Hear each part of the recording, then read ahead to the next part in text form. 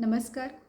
मी वर्षा Sirsat, certified योग शिक्षक, योग थेरपिस्ट, डिप्लोमा इन नॅचरोथेरपिस्ट.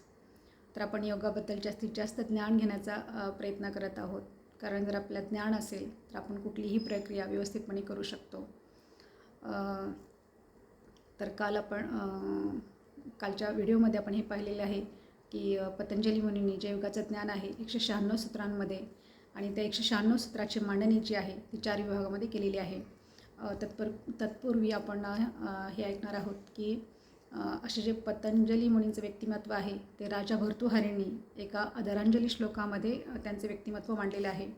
तो श्लोक असा की योगेन चित्तस्य पदेन वाचा मलं शरीरस्य च वैद्यकेन योपाकरतं प्रवरं मुनीनां पतंजली प्राणजलिराणतोस्मी. तर या श्लोकामधून राजा भर्तृहरींनी त्यांचं व्यक्तिमत्व सांगितलेलं आहे. तर पतंजलींनी फक्त योगाच्या ज्ञानाला शास्त्राच्या चौकटीत बसवलंच एवढंच नाही, तर त्यांचं व्याकरणशास्त्रामध्ये अनन्यसाधारण असं ज्ञान होतं. वैद्यकीय ज्ञानामध्ये त्यांचा हातखंड चांगला होता आणि मानसशास्त्रामध्ये सुद्धा त्यांचं ज्ञान खूप चांगल्या पद्धतीचं होतं. मानसशास्त्राचं जनकत्वसुद्धा पतंजली मुनींकडेच आलेलं आहे. तर अशा प्रकारे खूप प्रभावी असं व्यक्तिमत्व पतंजली मुनींचं होतं आणि त्यांना हा आदरांजली श्लोक कुठलाही योग वर्ग चालू करताना, योगाचा अभ्यास करताना पतंजली मुनींना हा आदरांजली श्लोक म्हटला जातो.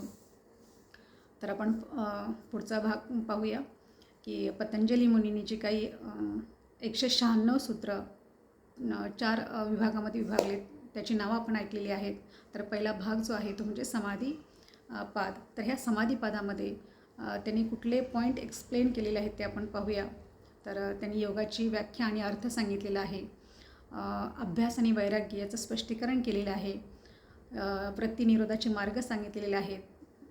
समाधीचे प्रकार सांगितलेले आहेत आणि त्यांनी चित्तप्रसादनाचे मार्ग सांगितलेले आहेत. समाधीकडे जाताना आपल्याला कुठले अडथळे येऊ शकतात ते सांगितले आहेत आणि चित्तवृत्तीचा निरोधाच्या शेवटी निर्बीज समाधी ह्याचं स्पष्टीकरण त्यांनी केलेलं आहे.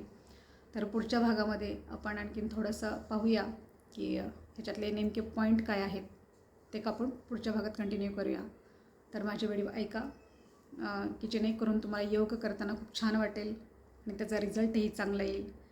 आणि माझ्या व्हिडिओला लाईक करा, शेअर करा आणि सबस्क्राईब करा. हरे कृष्णा.